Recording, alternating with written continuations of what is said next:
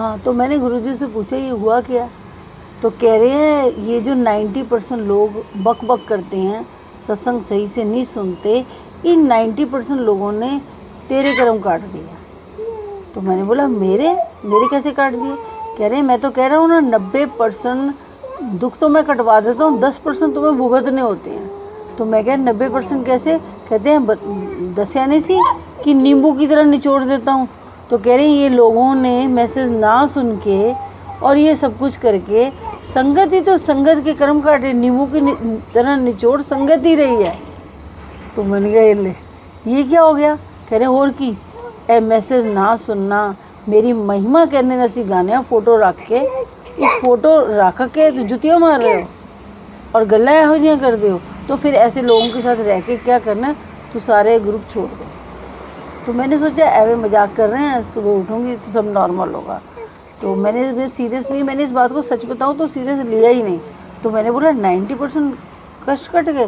कह रहे हाँ। मुझे तो बस एक ही बात दिमाग में थी कि 10 फरवरी को मुझे मोक्ष मिलना है, इन्होंने कुछ तो करना होगा, तो शायद इसलिए कर रहे हैं। तो मैंने कहा 90% लोग कहते होर की मैं संगत ਦੇ ਵਿੱਚ ਤੇ ਆਨਾ ਵਾਂ, ਹਰ ਸੰਗਤ ਦੇ ਵਿੱਚ ਤੇ ਮੈਂ ਵਾਂ, 90% ਦੁੱਖ ਐਵੇਂ ਤੇ ਕੱਟਾਂਗਾ। ਸੰਗਤ ਹੀ ਕੱਟ ਦਿੰਦੀ ਹੈ ਕਿਉਂਕਿ ਸੰਗਤ में गुरु है। ਕੱਢੋ ਤੁਸੀਂ ਇੱਕ ਦੂਸਰੇ ਦੇ ਕਸ਼ਟ ਕੱਢੋ, ਚਲੋ ਚੰਗਾ ਹੈ, मेरा काम आसान हो गया। मैं संगत के थ्रू ही ब्लेसिंग्स देना और संगत के थ्रू ही कष्ट कटवाना।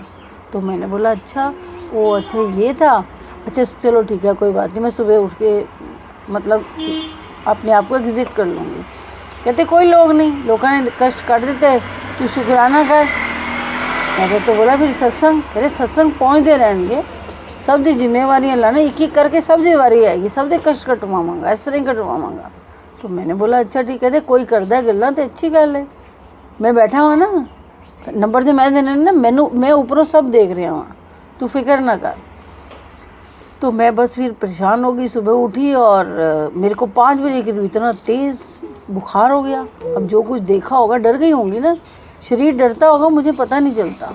मैं सोचती हूँ अच्छा ये ठीक है, क्योंकि सुबह नॉर्मल जो हो जाती हूँ।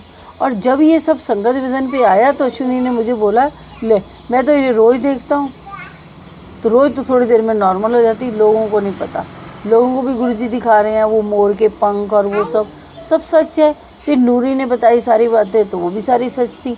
मुझे तो मालूम था कि मैंने तो सबको मैसेज बड़े भाव से दिए हैं, फ़ोन तक किए हैं।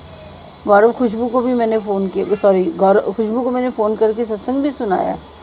तो उसने कहा हाँ ठीक है, बहुत अच्छी बात है, सब मानते जाएं। मैसेज तो गुरुजी तो पार लगाने, देखो मैसेज तो यही है, तू लंगर खा ला है, तू सत्संग से चला जा। तो कह रहे मैं फिर वो चाय बना रहे थे कि चाय के रंग में सबको रंगना चाहता हूँ, उसके बाद धीरे धीरे तय बनाऊँगा लंगर की, उसके बाद मेरे सत्संग समझ आने लग जाएंगे। अभी उनकी तय ही नहीं बनी तो मैं क्या करूँ। तो मैंने सोचा ठीक है। फिर सुबह उठी और गुरुजी ने, मैं यहाँ धूप में बैठी थी, आराम से ऐसे बातें कर रहे थे। मुझे कहते हैं कि ए फ़ोन ते मर गया, ਇਹਦੇ ਉੱਤੇ तो मैं सारे कष्ट ले, ਇਹਨੂੰ सुट दे नवा ले ला। तो मैंने बोला है अब नया फ़ोन ले लूँ। 1 मिनट में डिसाइड हुआ। ये जब वहाँ गए, जब फ़ोन खोला और दिखाया तो उसमें ज़बरदस्त 3 क्रैक थे। वो 2 दिन नहीं और चलना था। अश्विनी ने मुझे बाद में बताया। मैंने कहा क्रैक थे, मेरे फ़ोन को तो कुछ भी नहीं था। कह रहे थे ये तो पैसे बच गए, जो भी 5-6 साढ़े 6 हज़ार मिले हैं उसके उतने भी नहीं मिलने थे। तो गुरुजी ने ठीक टाइम पे तेरा फ़ोन निकलवा दिया और नया फ़ोन आ गया। तो मैं नया फ़ोन आया तो मैंने कहते ने मैं क्या सी ना LED TV ले ला, तू बड़ी स्क्रीन ही ले रही सी तो मैं छोटी ले देती। मैंने कहा हाँ छोटी में ही खुश हूँ मैं, मुझे कोई ऐसे बड़ी चीज़ें नहीं लेनी है। वैसे भी मैं TV देखती नहीं, करके क्या करूँगी, यही देखती हूँ मैं। और मुझे उस दिन सुबह विज़न आया कि मैं कहाँ गई हूँ और वापस आई हूँ, किसी के घर से सत्संग से ही आ रही थी, ये शायद नैना आंटी के घर से। तो कृष्णम आया चल के और मेरा मोबाइल उठाया, उसके ऊपर लाल चोले की फ़ोटो है और कश्मीरी कढ़ाई की हुई है। मैंने सत्संग दिया था रिकॉर्ड, कश्मीरी कढ़ाई की हुई है। तो मैंने कहा कि ये गुरुजी की ये फ़ोटो यहाँ कहाँ आ गई, ये फ़ोटो यहाँ कहाँ आ गई। तो कह रहे हैं ये जो इसमें जो सत्संग है ना, वो मैं ही सुना रहा हूँ, मैं ही हूँ वो मेरी आवाज़ है, ये मेरा चेहरा है। तो जब तू इसको देखती है तो मेरा चेहरा नज़र आता है। तो मैंने कहा आपने तो मुझे ये कहा था कि शीशा देखो तो सबसे आगे तुम हो, तो जो पीछे दिख रहे हैं वो पीछे ही रहेंगे, कभी आगे नहीं आ सकते। तो ये सारी चीज़ें मैं बड़ी मिक्सअप करने लगी। कल रात को मैंने गुरुजी को बोला अब आपको जो भी वॉलपेपर पे लगानी है वो लगा लो। मुझे नहीं मालूम, ये सत्संग अश्विनी तो खैर सुनते नहीं हैं, मतलब मैं तो पर्सनल उस पर ही डालती हूँ अपने ग्रुप पे। तो ये कल फ़ोटो खींच के लाए और आके मेरे को मोबाइल आगे करते हैं, कहते हैं ये ले। इनको हो यही तो फ़ोटो थी उस दिन जब कृष्णा मोबाइल उठा के लाया मेरे पास, यही फ़ोटो थी। तो ये था जी वो 90% जो लोग कहते रहते हैं 90% कष्ट तो गुरुजी कटवा देते, 10% भुगतना पड़ता है। वो कटवाता कौन है? संगत। संगत ही कष्ट कटवाती है, संगत ही ब्लेसिंग्स देती है। अब तुम्हारी मर्जी, तुम क्या लेना चाहते हो, ब्लेसिंग्स लेना चाहते हो या अपने कर्म कट, दोनों चीज़ें ज़रूरी हैं, पर आपका क्या रोल है।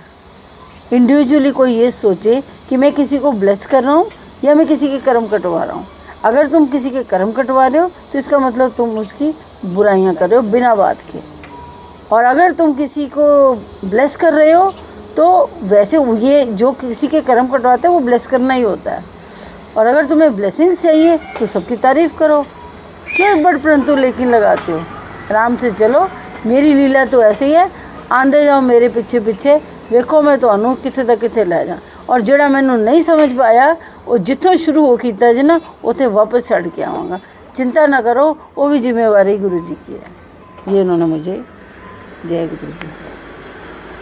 क्रिटिसाइज करो तो वो उसके कर्म कटवा दियो ना जिसकी हम क्रिटिसिज्म कर रहे हैं।